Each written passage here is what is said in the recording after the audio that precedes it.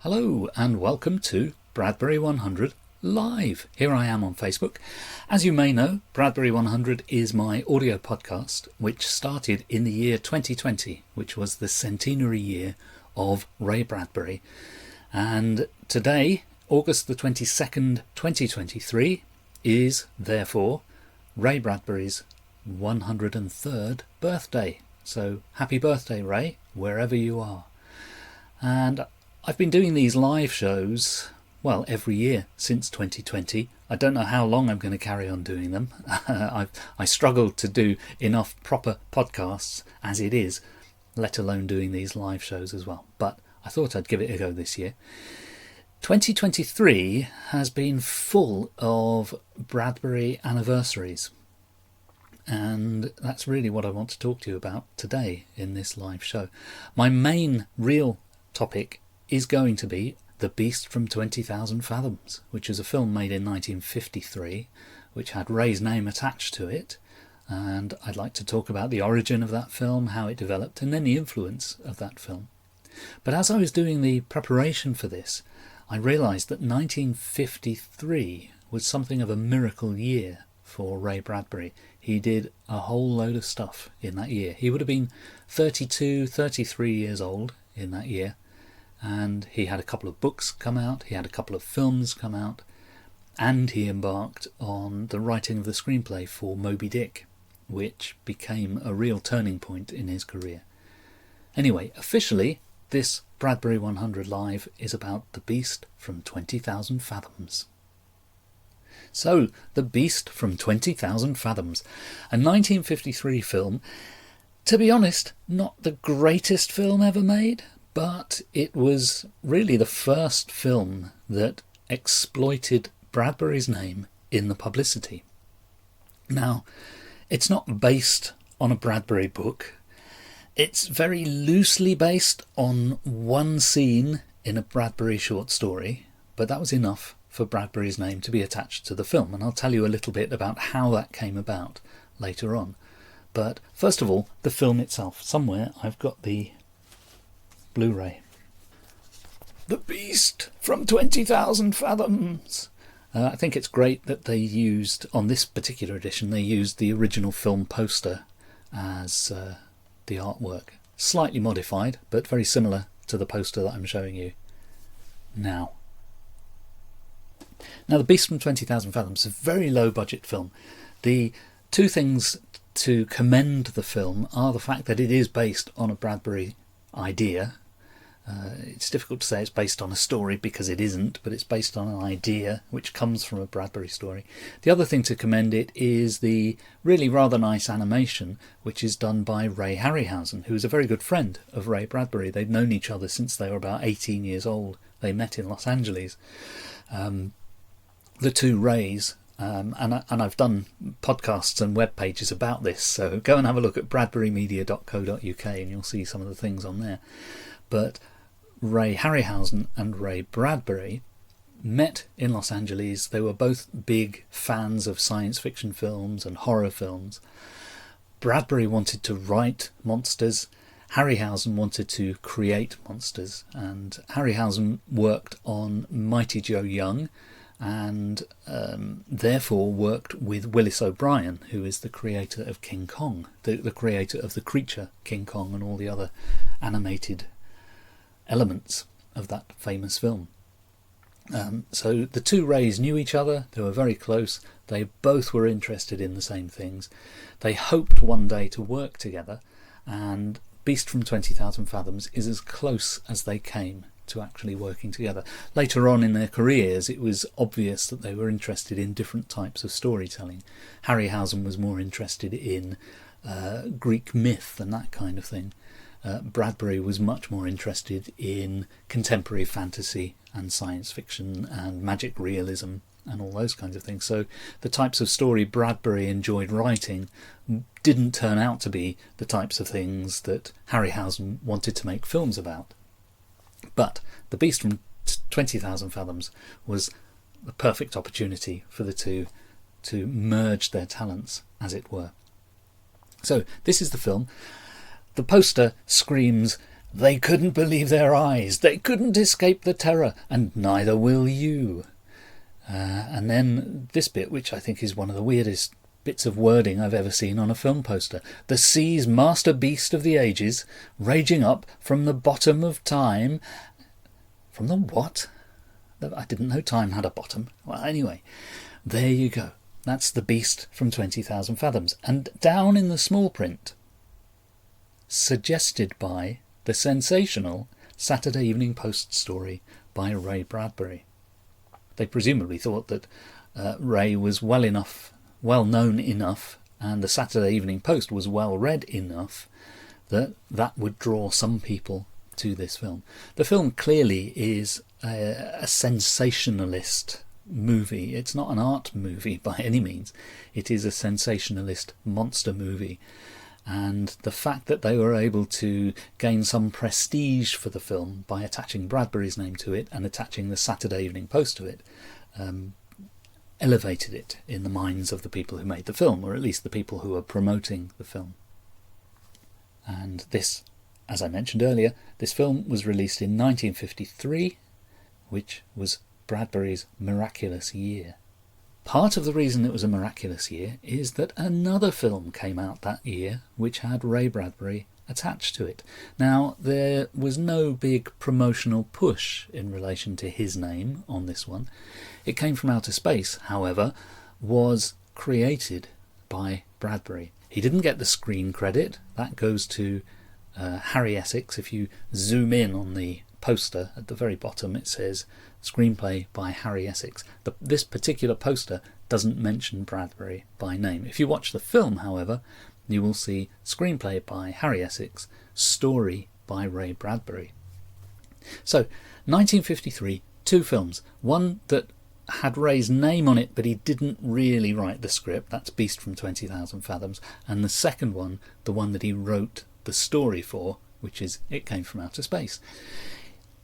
If you had a career where those two things came out in the same year, you'd probably say, I'm quite busy this year. But Bradbury was even busier than that, because in the same year he put out a short story collection, one of his best, The Golden Apples of the Sun. And it's got some of his greatest stories in there. A Sound of Thunder is in there. There's the one, The Fruit at the Bottom of the Bowl, which is about the guy who commits a murder and realises that he's left his fingerprints everywhere, and he goes around the house manically trying to polish all the fingerprints off everything that he's touched, or everything that he might have touched. And it's got Hail and Farewell, which is a story about a boy who never grows up. He's stuck at 12 years old. He becomes a kind of a foster child of a family until they get a bit suspicious that he hasn't grown any older, and at that point he has to move on and go and live with another family. And it's a very sad tale. Total fantasy, because obviously there's nobody like that in real life. But this is what Bradbury was able to do. He was able to take fantasy situations and make you, break your heart, basically. That's really what the best Bradbury stories do. And The Golden Apples of the Sun contains some of those best stories. Very specifically, it contains a number of his award-winning stories. He'd been winning awards and accolades since about the mid-1940s, and this is the book where he started collecting those together, but without any big fanfare or publicity. It was just, here's my latest short story collection. So that was a busy year for Ray, wasn't it? 2 films and a book. Well, no, that's not enough, because he also has this. Fahrenheit 451 comes out in 1953 as well. Widely regarded as his best book, probably the book that he will be remembered by. So like 50, 100 years from now, when most of his short story collections are beginning to drift into distant memory, this is possibly the book that is going to define his, his sort of longevity.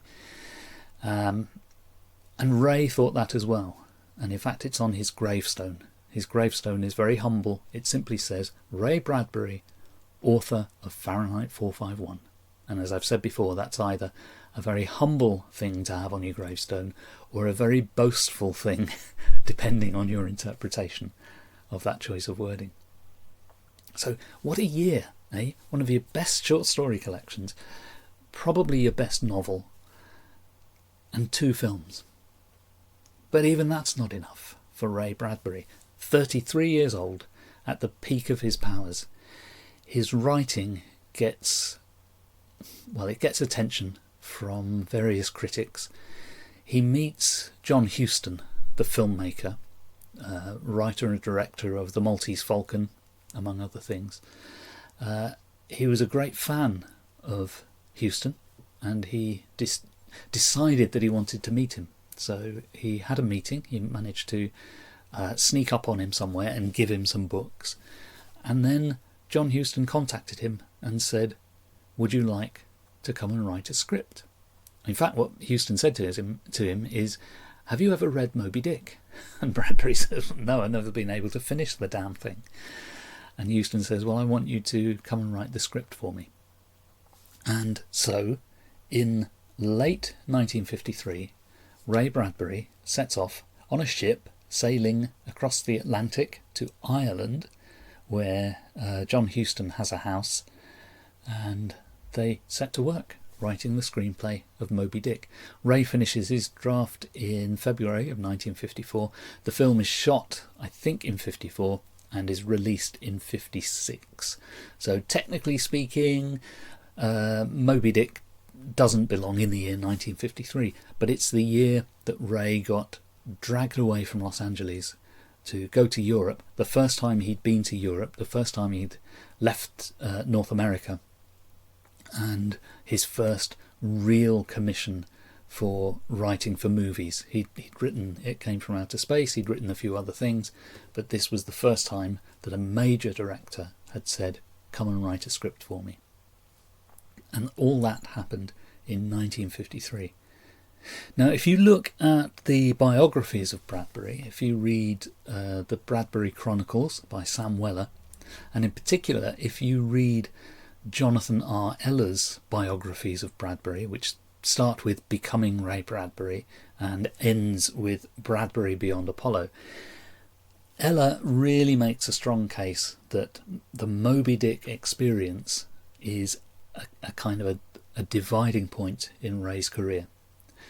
Before Moby Dick, Ray was a celebrated short story writer across many genres with a prolific output.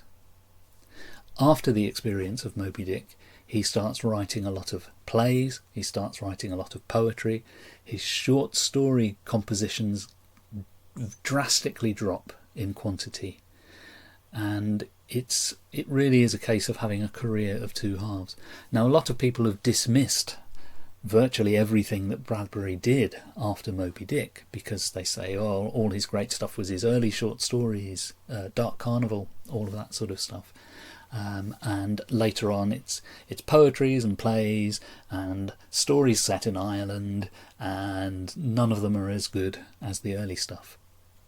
Now, there is some truth in that, but in that second half of the career, and Bradbury had an incredibly long career because he lived into his 90s, in the second half of his career, you have Something Wicked This Way Comes, which is a pretty damn good book.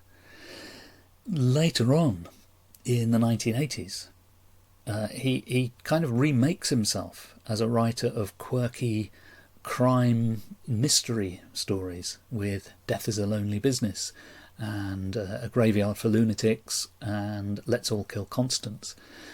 And so the late period of Bradbury's career, really when he was in his 60s and 70s, sees an enormous explosion of new writing, some of which is as good as the middle period. Maybe not as good as the very early stuff, but as good as his middle period.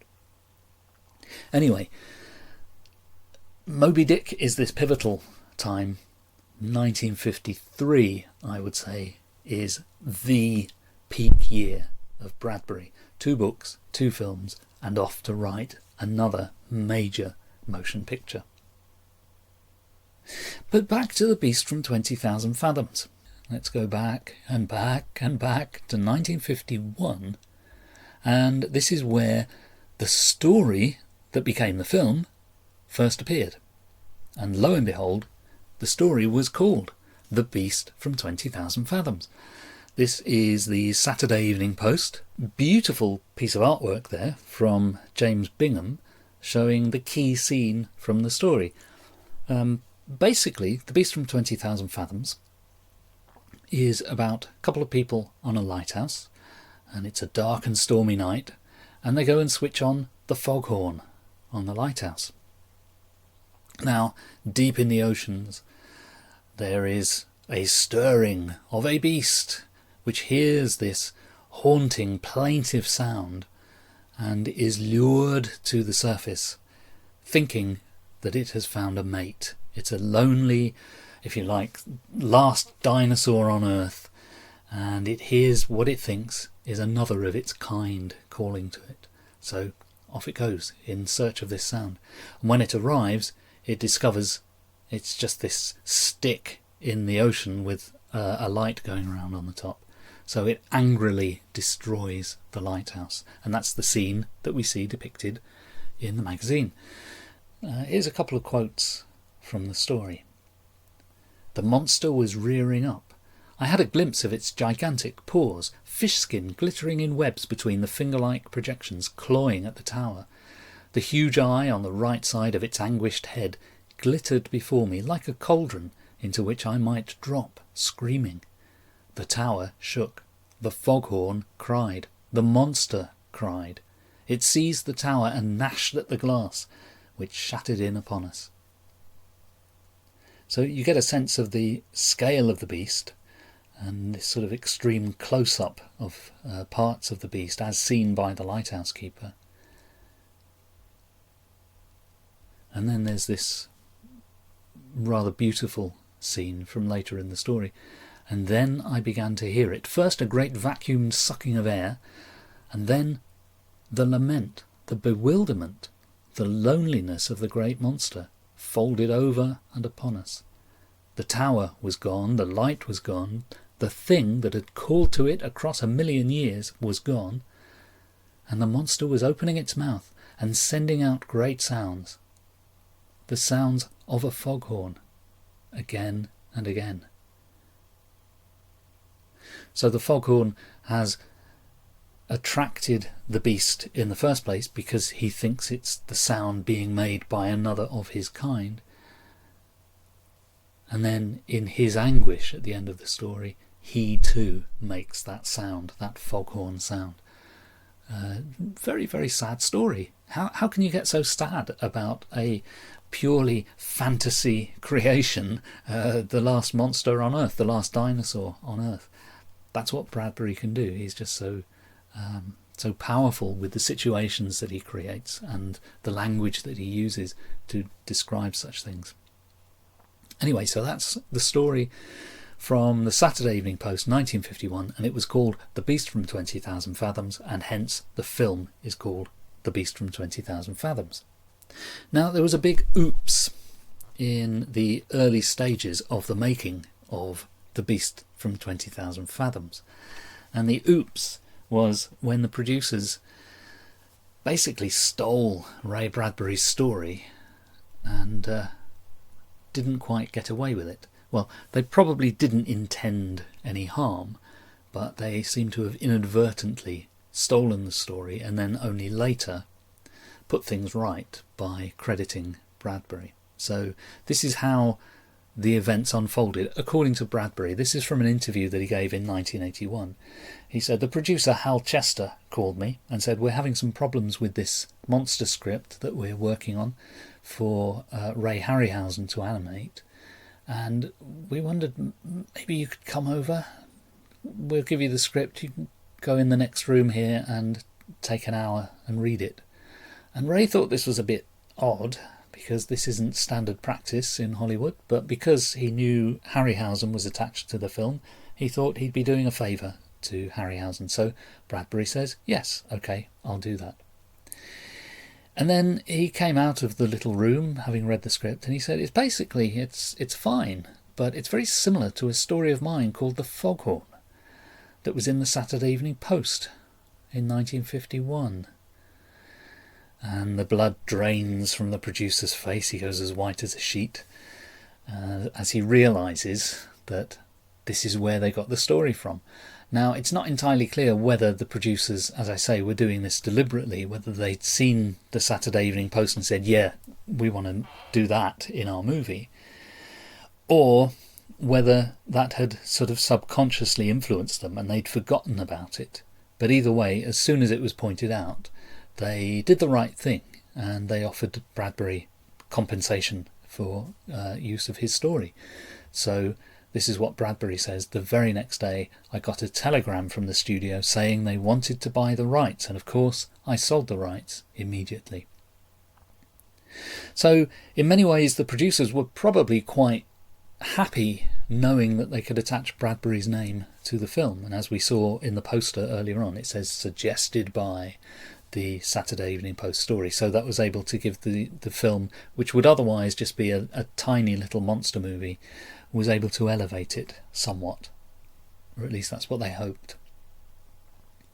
Now, Ray refers to the foghorn there, and that's because by 1953 he had retitled the story The Foghorn, and it was just about to appear in his book The Golden Apples of the Sun. So if you have a copy of that book, it's possibly the first story in there. It is in the classic version of the book. Some versions of The Golden Apples of the Sun that you pick up nowadays are actually called The Golden Apples of the Sun and Other Stories. And that is, it's all been shaken up. The stories are not in the right order, and there's some other stories flown in from elsewhere. So modern versions of the book are not what they appear.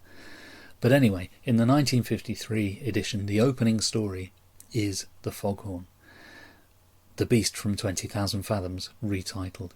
Beautiful line drawing accompanying it by Joe Mugnini, who illustrated every story in the book, just a single picture for each story, but really nice, simple and yet complex images. So if you look at the image for the foghorn there, notice that the beam of light coming from the lighthouse is actually just white space.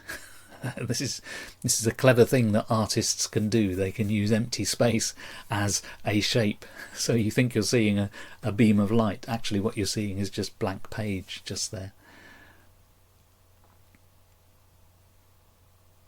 Now, The Golden Apples of the Sun is one of the books that Ray Bradbury gave to John Huston. John Huston read The Foghorn, and from what he saw in The Foghorn, he was convinced that Bradbury would be a good bet for writing the script for Moby Dick. Because in The Foghorn, Ray writes about this creature under the sea, from the deep, dark depths of the ocean. And he gives the creature a sense of... there's some emotion attached to it. We have empathy for the creature.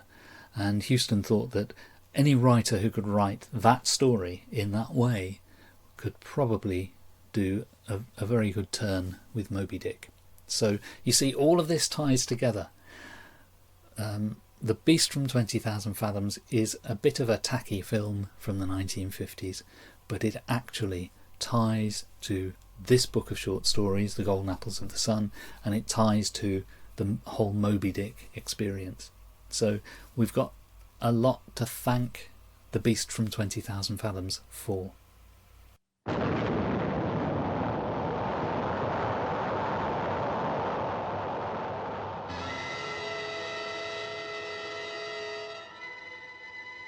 I say there are things better left unsolved. Who knows what waits for us in nature's no man's land?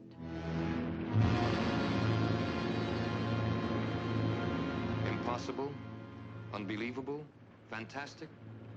But I tell you, it could happen. It could happen. It could happen. It could happen. Yes, it could happen. For various authorities believe that buried somewhere under the polar ice cap, in a state of suspended animation, are the awesome creatures, the leviathans that roamed the earth at the dawn of time. And under certain conditions, a nuclear explosion could free one from his icy tomb.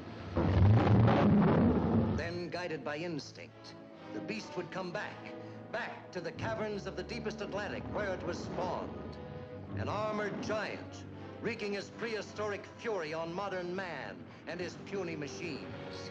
Cities would be terrorized by the cruel intruder from the past. Populations crazed and panicked with fear by its destructive force.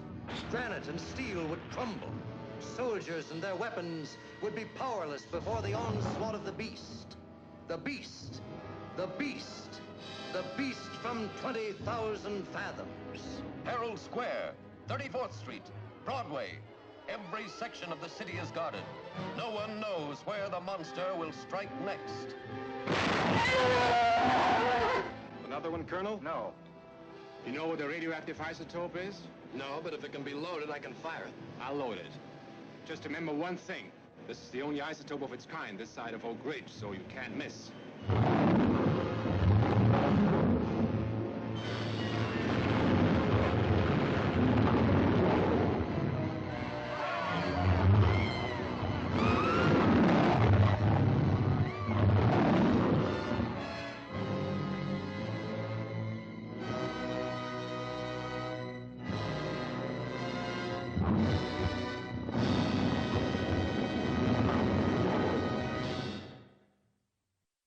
So there you go. Having seen the trailer for The Beast from 20,000 Fathoms, you've actually seen nearly all the good bits because most of it is there. There are some other scenes which are not in the trailer, but most of it's there. And notice that the trailer also refers to the Saturday Evening Post. It doesn't mention Bradbury by name, but it talks about the story that thrilled millions in the Saturday Evening Post. So clearly they were really milking that connection. It sort of gave the film some prestige, even though it's a very shocky, exploitative trailer that we see there. Now, on the various home media versions of The Beast from 20,000 Fathoms, this is the Blu-ray version. The DVD version before this also had the same thing. There is a sort of making of featurette with Ray Harryhausen where he talks about it, about his work on the film, and I'm just going to play you a short clip from this. This is where he talks about the roller coaster scene, the Coney Island scene, which is the other sort of big iconic moment in The Beast from 20,000 Fathoms. So this is Harryhausen talking about that scene. I brought in the idea of having the hero go up to the top in order to shoot the isotope into the beast's wound. And they incorporated that into the script, and that made an exciting sequence, too. Eugene Luria always said that I always make my monsters die like a tenor in an opera.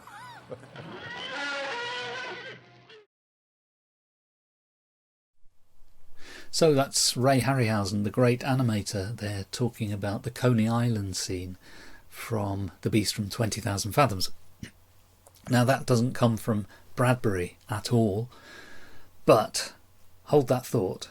We'll come back to that in a second. I just want to mention in passing that Beast from 20,000 Fathoms, I think, was part of the tipping point of science fiction film of the 50s, going from being fairly serious to being monstrous and all about monsters and nothing else, and becoming a scare fest.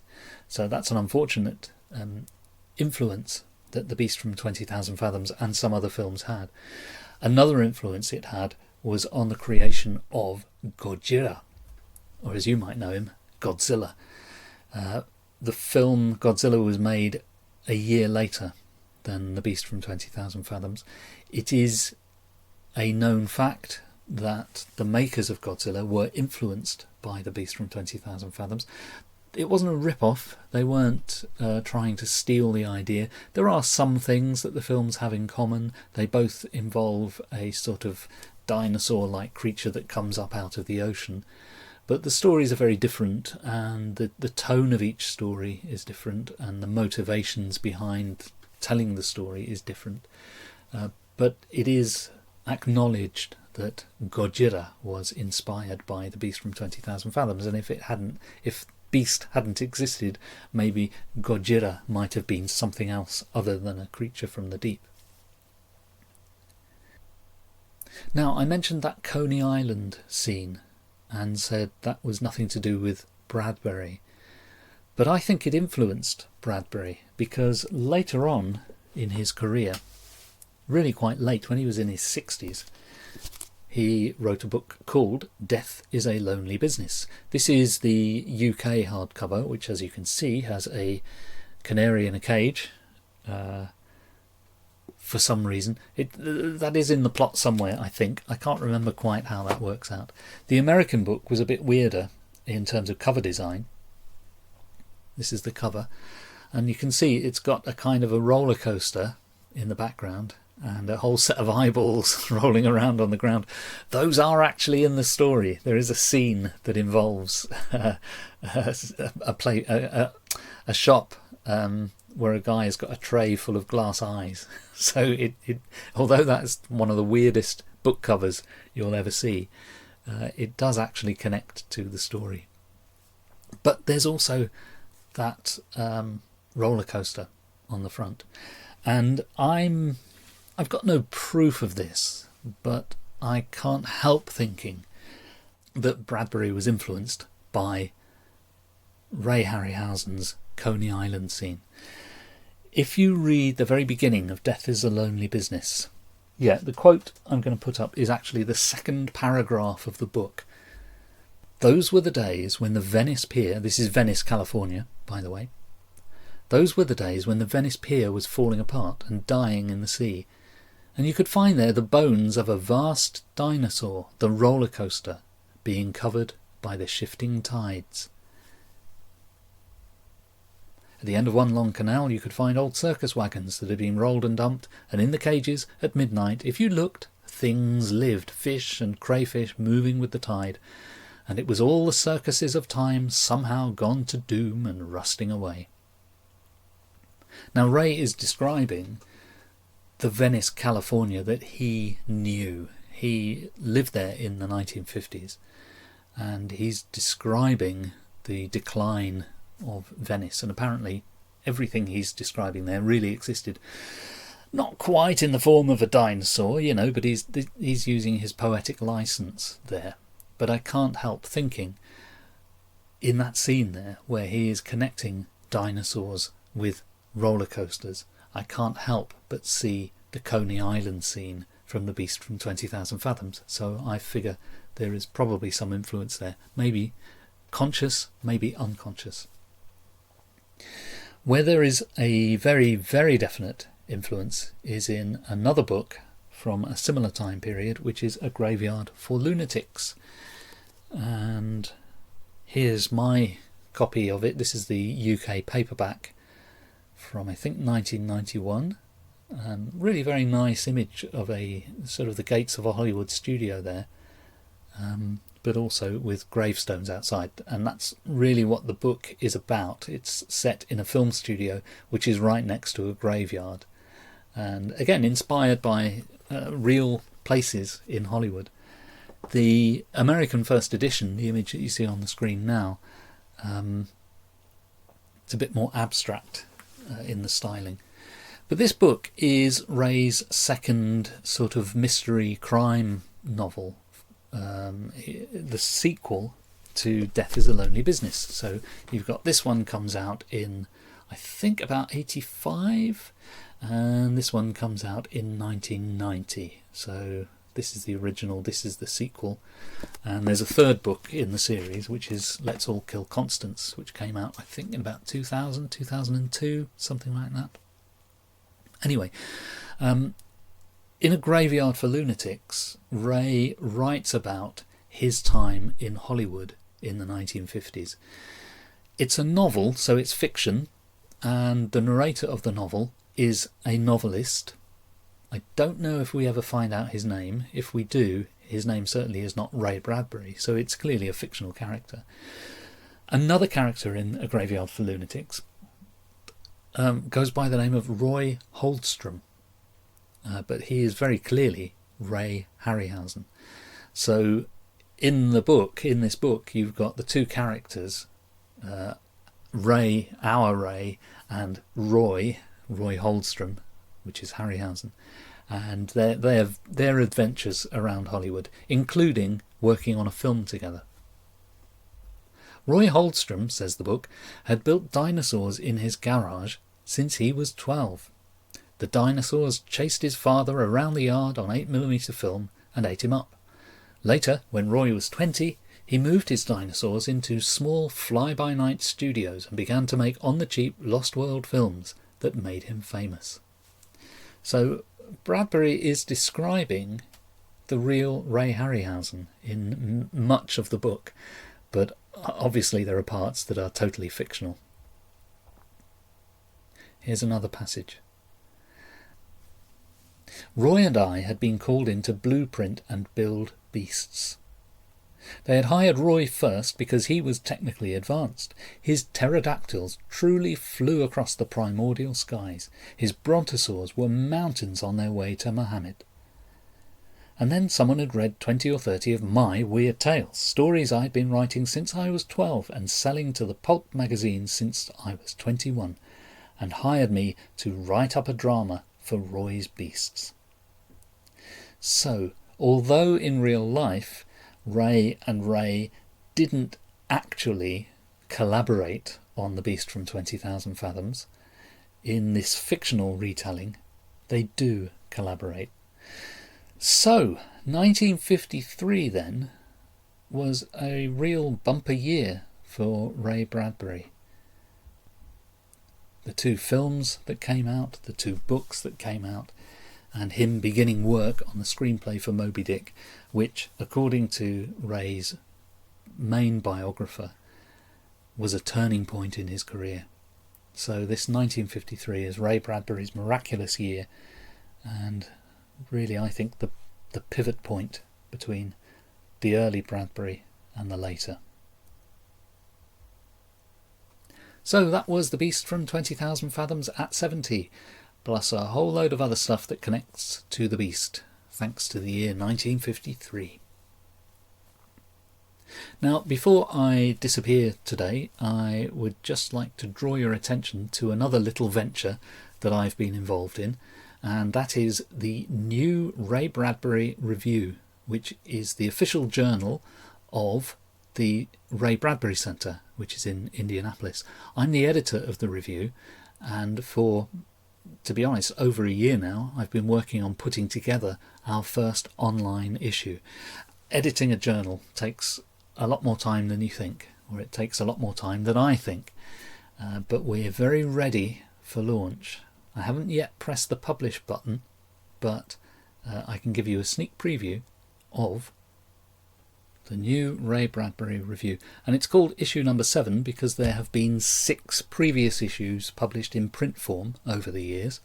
The last print edition came out in 2019, I think, so that was 4 years ago, and obviously we had a pandemic in the meantime which interrupted things, but we're now back in business with the review.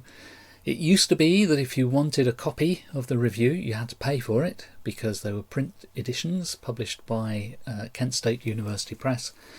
We're now online as an open access journal, which means everything there is free for everyone to view. But we've got a few things in there.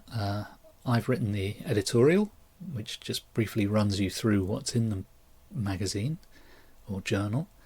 Then there's the call for articles inviting scholars to contribute to the next issue, and then the articles themselves. So we've got one by Jason Aukerman, who is the director of the Ray Bradbury Centre, and that's about Bradbury's abiding influence. Why is it that Bradbury is still read today in the 21st century? Then we've got a very nice piece by Jeffrey Kahan, which is really questioning what does Fahrenheit 451 think is valuable in books.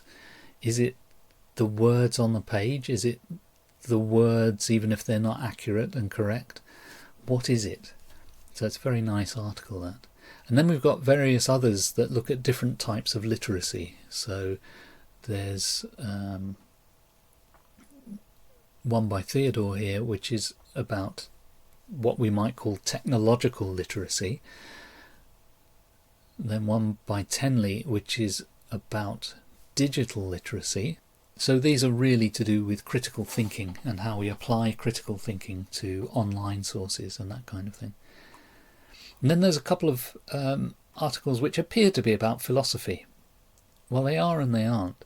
Mark's article here, Bradbury's Little Philosophies, is actually about teaching literacy using Bradbury as a kind of a resource.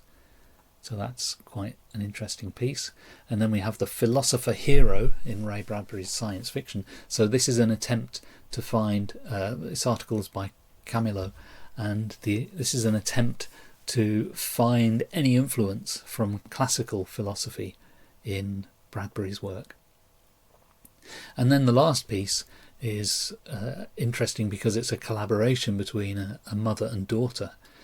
It's called Literacy is Freedom, and it's looking for parallels between what's in Fahrenheit 451 and the kind of censorship and oppression that goes on in that world, looking for parallels between that and the black experience from slavery and post-slavery United States.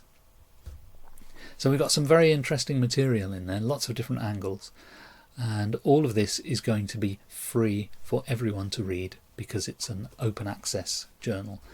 At the moment it is a preview, which means only I can see it, well, and other people connected with the publication as well. But if you head for the new Ray Bradbury, if you head for the new Ray Bradbury review, right this minute you can't see it, but by the end of this week I think it will be open for business.